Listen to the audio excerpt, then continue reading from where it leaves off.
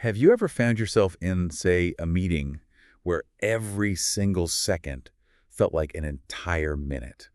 The clock just seems to be ticking backwards. Oh, really? Or on the complete flip side, maybe you've been totally lost in something creative, like painting or playing music. Maybe you're reading a really great book, Mm, and you look up and bam, hours have just vanished. Poof. absolutely. Well, if you've ever felt time sort of bend and stretch like that, then you're already familiar with the mystery we're going to unravel today. Welcome to the deep dive. Today, our mission is to really plunge into the fascinating and frankly pretty subjective nature of time perception. It really is subjective, isn't it? Totally. We're going to explore the, well, surprising science behind why time seems to speed up or slow down based entirely on our state of mind. We'll be drawing on some really insightful research to give you hopefully a shortcut to understanding this really common but often kind of perplexing phenomena. Yeah, let's unpack it. Yeah. What's truly fascinating here, and really the core idea linking all these different experiences, is how much information your mind is actively processing at any given moment. Okay. The central theory is basically this. The more data, the more input your brain is working through, the slower time tends to feel. Right. It's almost like your internal clock adjusts its tick rate based on how rich the cognitive experience is. It's laying down a denser memory track for each subjective moment. That makes a lot of sense. I can Yeah. immediately think of examples like being somewhere totally unfamiliar. Say you travel abroad for a week. Uh-huh. That week can feel way, way longer than just a normal week at home.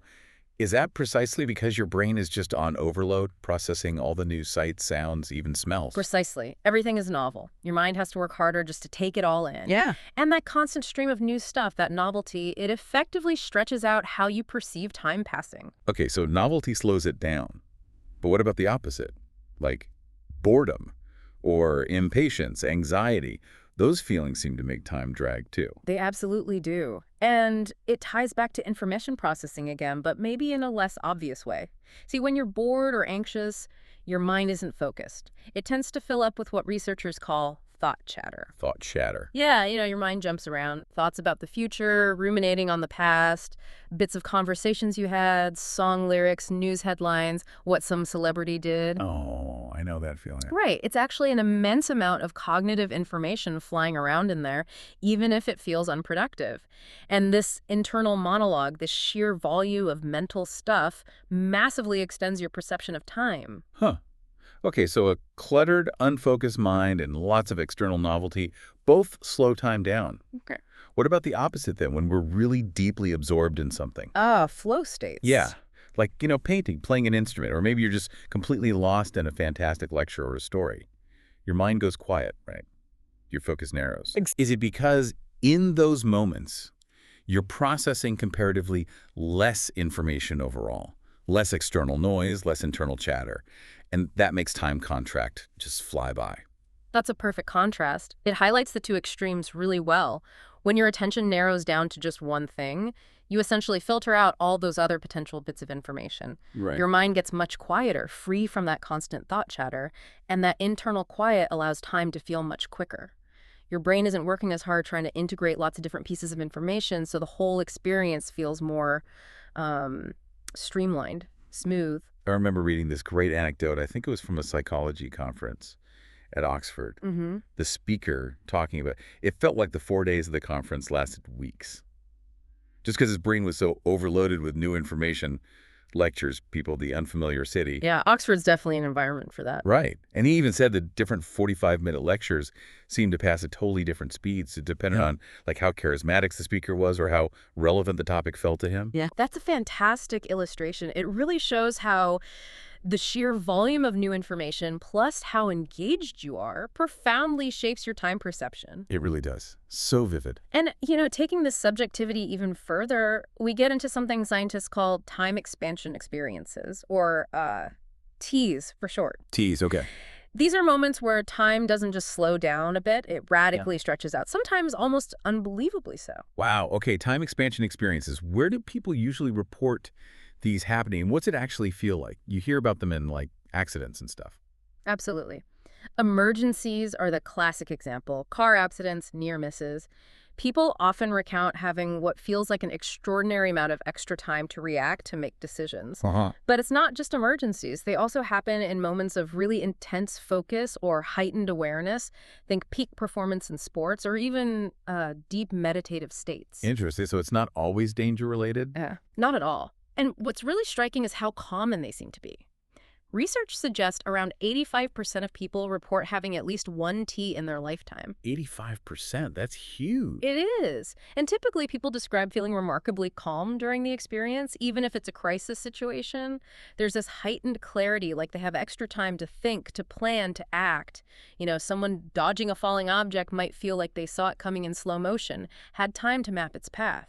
That's incredible. So what's the science saying about why this happens? Are there solid theories behind teas? Well, there are a few leading ideas. One involves the fight or flight response, specifically a neurotransmitter called noradrenaline. Oh, yeah. It puts the brain on high alert, potentially speeding up our internal processing. But that doesn't fully explain the intense calmness people often report. Fight or flight usually feels pretty frantic. Right? Yeah, definitely not calm. Exactly. So another idea is that teas might have evolved as a kind of survival mechanism, giving us a temporary cognitive edge in dangerous moments. Makes sense. There's also a theory that maybe they're illusions created after the fact, like your brain encodes the memory with extra detail because it was so significant, and when you recall it, it feels like more time passed. Like a memory trick. Kind of. But, and this is a really important point, most people who've had teas strongly insist it happened in real time. They felt the slowdown as it was occurring, not just when they looked back on it. That's a crucial distinction. And you mentioned these teas aren't just in life or death moments, but also sports, meditation, maybe even connecting with nature peacefully. That's right. Is there some common thread there across such different situations, like what's happening in the brain or perception? If we try to connect the dots, the common theme seems to be an extreme level of focus on the present moment. Total absorption. Okay. Whether it's the absolute focus needed to survive an emergency or the deep mindful presence you might find in meditation or intense sport, your brain is engaged in a way that seems to profoundly shift time perception. So it really highlights how flexible our experience of time is, especially when our attention is fully locked in. Absolutely. It's incredibly malleable. And speaking of time changing, let's shift gears a bit. Let's talk about something almost everyone seems to notice.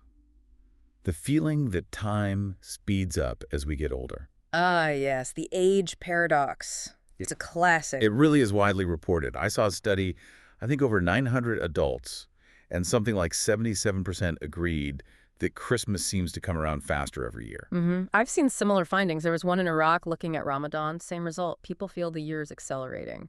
So why is that? Why does time feel so incredibly slow and vast when you're a kid? Yeah. I remember being, say, 11, and that 6-week summer holiday felt like forever, like 6 months of my adult life now. Exactly. And the reason seems to be, again, about information and novelty. Children are constantly having new experiences. Their brains are processing just a massive amount of perceptual information. Their perception is often much more unfiltered, more intense. Everything seems vivid. So each day is packed with newness, building this really dense timeline of unique memories. So it's that fire hose of new experiences, that rich sensory input that literally stretches out time for kids. Their brains are naturally in that high information mode we talked about. That's the idea, precisely. But then contrast that with adulthood. As we get older, let's face it, we tend to have progressively fewer truly new experiences. Yeah, routine sets in. Exactly. Our perception of the world becomes more automatic almost, desensitized. We absorb less genuinely new information because so much is familiar. Our brain gets efficient, runs on autopilot more. Okay. And as a result, time feels less stretched. It seems to pass more quickly because the brain isn't working as hard processing novelty, meaning fewer distinct memories get laid down to mark the passage of time. That sounds a bit bleak. Like it's just this inevitable slide into time, flying by faster and faster. Is there anything we can actually do about it? Can we resist this speed up, cultivate a richer sense of time even as we age? This is where it gets really empowering, because the answer is yes. It is absolutely not inevitable. There are definitely actionable things we can do. Okay, good. Like that. Well, the most straightforward approach is to consciously, actively introduce newness back into our lives. Right. Travel to new places, even just exploring a different neighborhood, learn a new skill, a new hobby, meet new people, anything that breaks the routine. So creating more of those novel experiences that force your brain to engage more, like when we were kids. Exactly. Each new experience demands fresh processing, wakes the brain up from autopilot. Okay, so seeking external novelty works. What about more? Internal methods. Can we change how we perceive time without having to constantly seek new stimulations? Yes, and these methods can be even more profound. This is where mindfulness and meditation come in. Uh, Living mindfully means paying conscious, deliberate attention to your ordinary day-to-day experiences. Really seeing the leaves on a tree, truly hearing the sounds around you, feeling the texture of your clothes, noticing the details in the familiar, rather than letting life just blur past automatically. so finding the novelty within the familiar, in a way. In a way, yes. And then meditative practices cultivated over time can help quiet that internal thought chatter we discussed earlier. Right, the noisy mind. Yeah. Meditation can weaken the conceptual labels we automatically slap onto everything, allowing us to perceive reality more directly, more rawly. This means absorbing a richer, less filtered stream of information from our existing reality. And the mechanism behind both of those approaches, seeking novelty outside or cultivating awareness inside it, brings us right back to that core idea, doesn't it? It absolutely does. Both methods, whether external or internal, work by consciously increasing the amount and richness of information your mind processes. By actively engaging your brain more, by perceiving the world with a kind of renewed beginner's mind, you effectively expand your subjective perception of time. You make it feel richer, more expansive, regardless of your actual age. So wrapping up our deep dive today, what are the big takeaways here? It seems clear that time isn't just some objective clock ticking away out there. Not at all. It's a deeply personal, incredibly fluid experience. Yeah. And our perception of it is heavily, heavily influenced by how our brains handle information, novelty, and focus. That really sums it up. This understanding reminds us that time is perhaps far more than just a straight line, and our own subjective experience holds tremendous power. Which leaves us with a final thought, maybe something for you, the listener, to ponder. If time itself, something we think of as so fundamental and constant, can actually be so fluid and personal, what other aspects of our reality might be more malleable, more subjective than we usually assume? That's a fascinating question. If we can potentially shape our experience of time through attention and novelty, what possibilities does that open up for how we engage with our lives more broadly? How else might we consciously influence our own reality?